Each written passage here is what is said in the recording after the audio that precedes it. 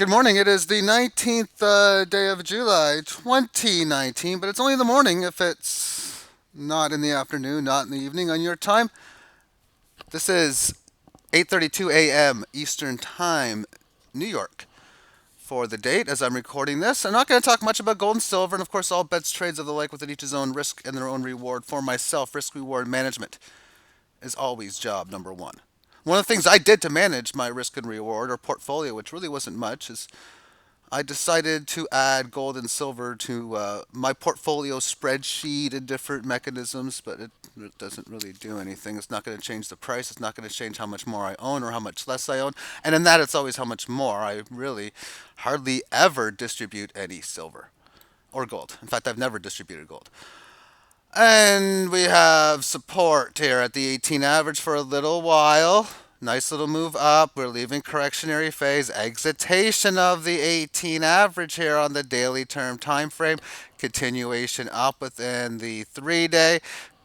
And just breaking this, there's a little small correction on this nice three straight bar up move. Maybe you'll have a fourth one this one.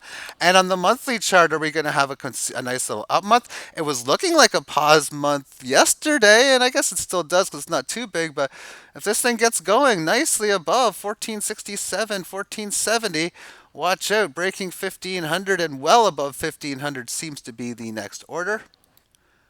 Silver on its weekly time frame still got a long ways to go, but attempting to get back over the 18 average of highs. Well, it is above it. That's the last time. This is the second attempt via that of the monthly chart for silver to end this downtrend. Or the last time, even before here, was above the 18 was just before this lower high rally back in September of 2011. Bitcoin on its monthly time frame as we cross over to such now. A little bit of a, I don't know if you want to call it a pause, but it's hanging in there. Its movement is only down 2.5% or $267. It was down a bit more than that earlier today, and it was up a bit more than that earlier as well. It was at one point up because we've had a lot of intraday volatility, but price action getting above, remaining and staying above the 18 average of highs. Markets pricing above it, both of these rising. That's what a bull market is. At least that's one of the ways I justify it and such. And obviously, bull market here on the weekly term time frame, which is leaving, at least attempting to leave this correctionary phase via that it was in the and a small one, a tiny one. It's almost like if you're trying to get a very light meal, this is a very light correction. If price action, which is nicely above this, comes back down, just hits in here and leaves it, that's how that would be. But a more deeper one, like this is an attempt for a light correction in here, which obviously failed, as it was for these three periods lifting above the 18 highs. And then it comes down, and within its first real good correctionary phase, since this thing got going back on the April 1st rally on the daily chart, obviously a little bit different in here. What's the status going to be? Is this going to be like a failed breakdown, or are we resisting a prior level of support? With that prior level being right in here, this point in the 10,600 area, which we can see got down below it. And I got different lines. Let me put the fib lines in. But supporting in here, and that's to me this is holding and staying above previous support and the Fibonacci line. Even though it spent pretty much one full day on July the 17th staying below it, but that was just one day.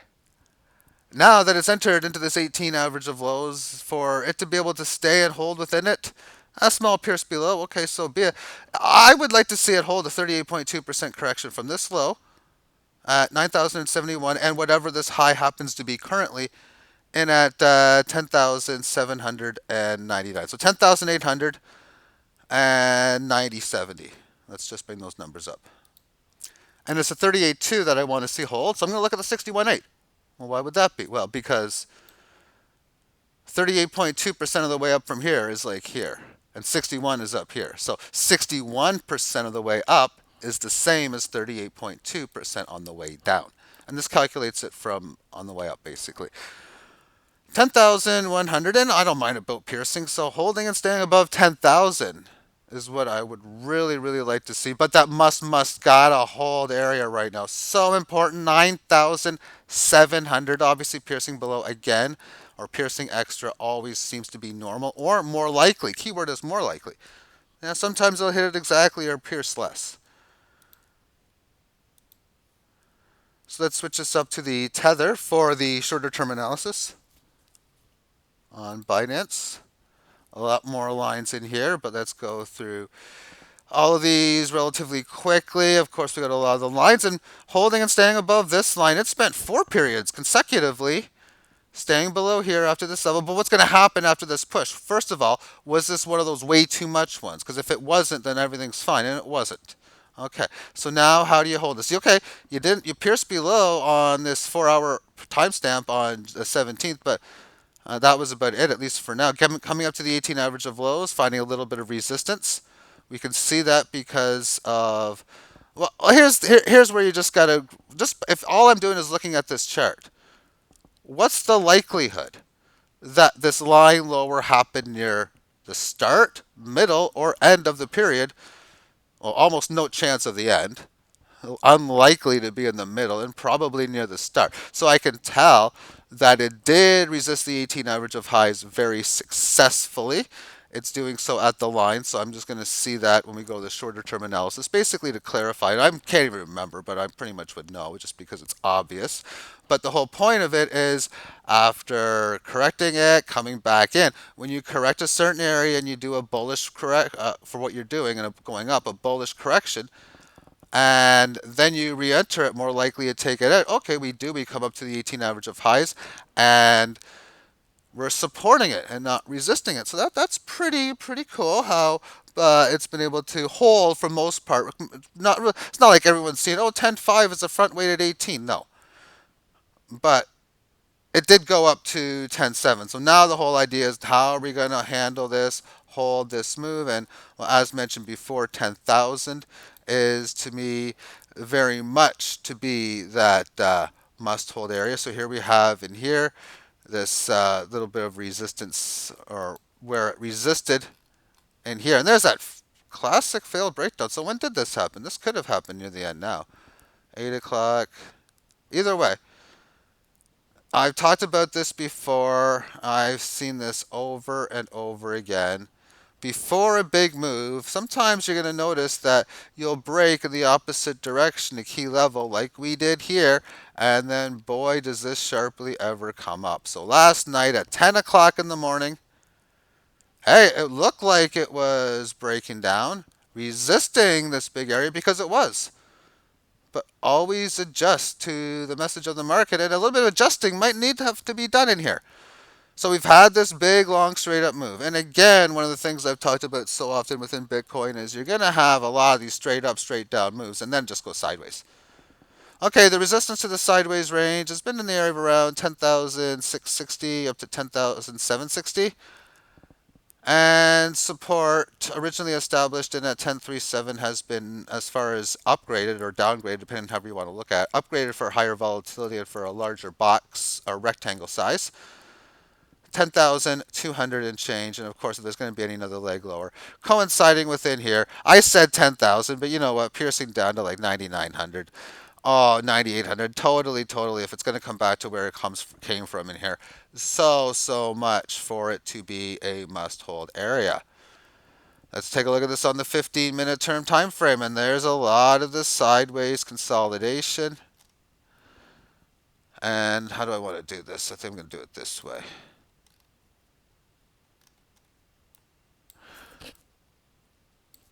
Okay, so here from this uptrend, what have we seen within this market? An attempt to reestablish these gains in here. It failed at 1400 hours yesterday. Successfully corrected. A little bit of an attempt here, not so much. Definitely attempting here, failing, and yet again successfully correcting. Another attempt here, barely getting above these three highs. So it failed on the breakout, but it has succeeded in establishing like an upgrade again to the resistance level. Because before this event, at 1900 hours yesterday, what was resistance? Well, resistance was between 10661 and 10.72. Well, now it's between 10.661 and 10.78. So it upgraded a little bit. It pierced below this level here, above, pierced below here, pretty much piercing above in here. But this was a failed breakout, a huge one compared to before, as we can see after this move. Because every time it broke out, we see how it successfully held the 18. Well, it didn't successfully hold the 18 here. It didn't find any support at the highs, any support at the lows, and then it supported in here, met up through time, and then when this thing went again, another fast move at 8 o'clock in the morning, and has then since retraced. So before it was at like 10,250, then it was at 10,641, and now at 10,500. 1 minute term time frame to finish this off with. It was 1, 2, 3, 4, 5 minutes. Cup of coffee break. When did it start? It started at 8:07 a.m. I've been thinking a little while the last couple of days about these morning moves, because there seems to be a couple time frames in which some interesting things happen. One is around this time, 8 o'clock, which would, I guess, be that towards people in the Eastern and Central time zones, 8 o'clock, 7 o'clock Eastern and Central time. People in New York, early part in the morning there. And then you got 4 o'clock in the morning when things happen, Eastern time, which is about 8 o'clock around London, UK time. So I guess it all depends on the London time. And what do you mean by the London time? Well, there's a London and Ontario. So right now it is 8:45 a.m. London, Ontario time, and I think about 12:45 p.m. London, UK. I'm only 95% sure on the UK time. So let's find out.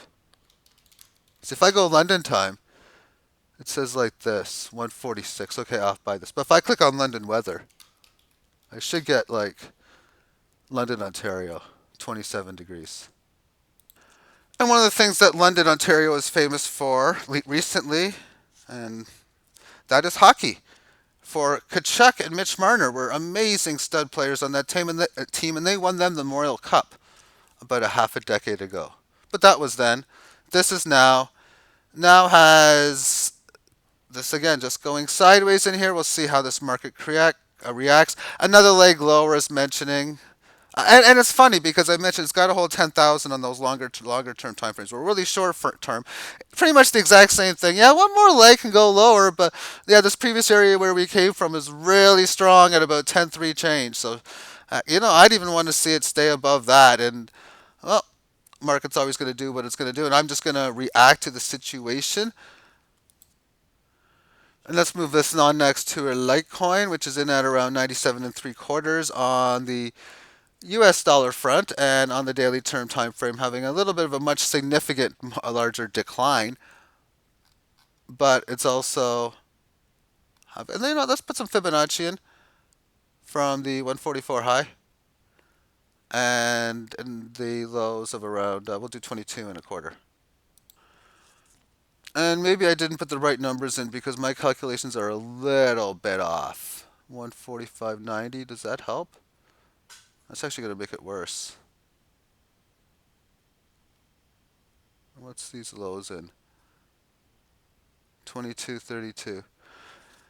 And this is why I say my calculations are a bit off. The 76.4 comes in at 92.64, which means if this doesn't hold $70.50, that's going to be what the key level is. But the reason why I'm saying, and I'm being sarcastic with it, although Litecoin is being, it's had a few Pierce lesses. This is what 92.64 is, a Pierce less. Wait a second here. No, I'm wrong on that. Okay, track. 70.52. It already went there. 54.37 would be the next level below that. 70.52. That was the one.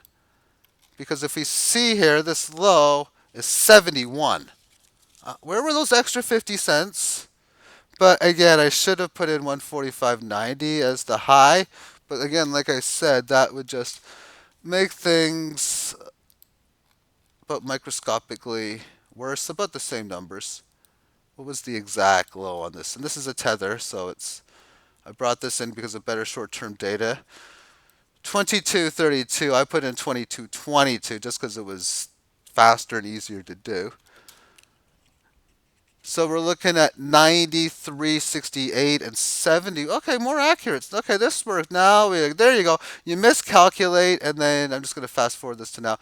And it just comes in. 70, 22 was the recalculations, lowest 71. Okay, there we have it. So let's just talk about the next key level because Fibonacci will say it's 93.68. Now look at this 93.68 number. We're going to notice how interesting that will be.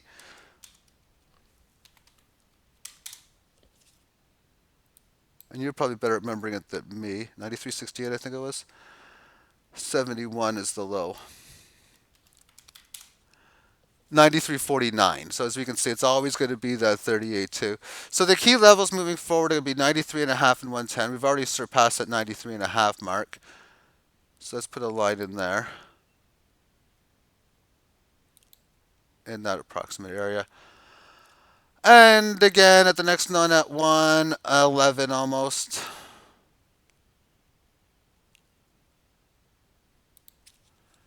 Okay, so there's some key Fibonacci levels from this high to this low.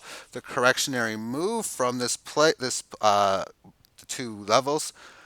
It needs to get above this to really state, okay, it's a failed move from point A high to point B low. And for it to get above the 93 convincingly, which it has, and to have a convincing break below it is usually a telltale sign of not good movements. You'll be lucky if you find support here, although it could. It's not, or it's not a huge favorite to break through. Let's take a look at the shorter term on the single hour. We'll see. Oh, I mean, come on. That's just luck it resisted 93 and 4/9 the way it did. I mean, really? Okay, so it just happened to luckily resist it magnificently in that area, and then support the 18 lows very nicely. Gets out above. What happens when you break a key level of major points? And I'm not saying it's major because it was fib. I'm saying major because of how it acted there. All the resistance hits that it had there. Oh, fast move. And then this has been, and I mean, it might not be over, but as of now, if this bottoms, it's a pretty weak correction in the sense that, okay, this happened yesterday at noon. It's like 9 a.m. right now. We're 3 hours shy of 24 hours, so 21 hours later, it's done all of this. Well, good sideways correction. You're holding and staying in that area, but you literally haven't even came back to where you came from. Because where you came from, the highest number I see in here, we got 94.65, and this one is 94.67. This one was 94.64. I mean, come on, how just and it's a Pierce extra on it by $1, but and you know what? So you know what? 93.44. If it was a 94.20 number, it would have been better. Yeah, it would have been to a degree, yeah. But the lowest point here is 95. And like I say, maybe it's working and it's going to grind its way and hit the 93 in time. Short term for this market, it's got to get above, well above 100 for you to give any reason or hopes or good probabilities for any decent moves coming anytime soon. And that will be that for Litecoin against the dollar. And now let's continue on with Theta. I showed Litecoin against the dollar, but I'm not going to show it against Bitcoin. I'm showing Theta against Bitcoin, but I'm not going to show it against the dollar. Then I'm going to show Theta against Litecoin as my final chart. So just a fantastic, beautiful move. Now this 1400, I mean, you didn't have one chance to get it. You had two chances sort of to get it. And the first one was above 1400. The second was 1390. You can check my Theta Fund video that I did. I don't want to spend more time over that event. But what's going on in here? Just short-term stuff on the single hour. It's really just holding in there more than anything. On the daily term time frame, that big move is an attempt to revert the trend. For it was down to 900 and low change for several hits. And it resisted in the area of around 1179, which it's where it's resisting now. But of course, it had that move above it. What's important is just when you have a move like this, is holding, staying above it. That's not making a failed breakout. You want to see, whenever this happens, that it supports where it came from, Fibonacci, and the 18 lows. Now, with the 18 lows, I want to see it support it, but not before it first starts to rise up a little bit, and then the 18 lows starts to meet up where the 18 highs used to be, where previous level of key resistance is. Then at that point, I wouldn't mind it. But it's definitely a little scary sign if it were to do it like even today. Again, I'd want to see it rise. So technically, if it comes down to 1,000 or 979, 980, I mean, it is what it is, and these things are just going to chop back and forth. But if I'm looking for a move to happen in the soon near-term time frame, any of these corrections it gives back, it's got to be in the bullish behavior. And again, for it to hit the 18 lows, I'd want to see it higher and when it's rising along the fact. As far as until then, on the 8-hour time frame, we can see in here where just this is a perfect example of what I mean for it. So here we have that move. I want it can hit the 18 lows. You say that right in here, but I don't want it to hit here at like 969. I want it to rise and take some time. Well, now that has happened. Time has come in. It has risen to 1045 on this time frame example, and it has risen to this previous level of resistance in this congestion area. And it would even be a bonus upgrade if it hits the 18 lows at or above where we are. Because if price action can find a way, well, if it just does what it does, not like you need to know its way, just know that it happens. But knowing that if it were to have a rally, say up to here and flirt with the high 12s, or into the 12s even, that this is just going to start to rise some more. So I'd like to see the 18 average rise into this congestion area or above for when the next time that it hits it. So with that all being stated again, and looking at this just quickly on the 3, we have some major resistance here about around the 1200, the low 11s, high 11s, low 12s. So 1180, 1190, something up to about 12 and a fifth, 1220.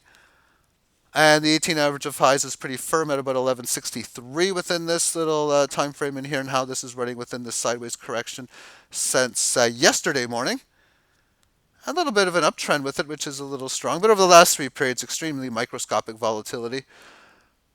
And yeah, getting above it, just very, very nice. So let's finish it off within LITECOIN and Theta, my favorite ratio trade cross. It's currently in at 817.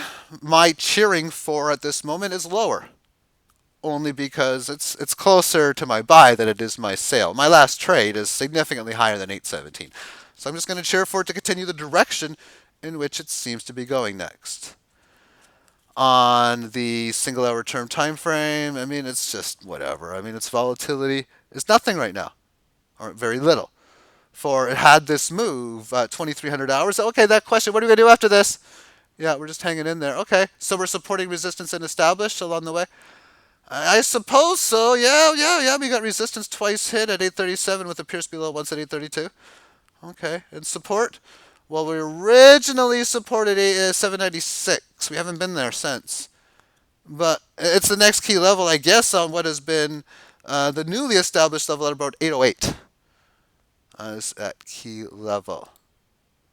And on the 3-day chart, it's just going to chop up and down, move its thing. If Theta overperforms LITECOIN, it's going to go lower. And if LITECOIN overperforms Theta, it goes higher. So when you're looking at markets and you see one number or one code divided by the other code, that's exactly what it is. LITECOIN divided by Theta. And when the one on the left-hand side, when the price goes up, that means it goes up. So I could even do the opposite and then get decimal numbers. Theta BTC versus LITECOIN BTC. And there we have it viewed from the opposite. And then we just get all those decimals, 0.001. You know what? Just not a big fan of it. I suppose I could see the opposite of these coins, and you need the Pro Plus to do this, but within it, when you have it, if you do have it, I can do things like, say, if I want to see Theta against Bitcoin, but I want to do, I think I would go Theta USD and BTC USD.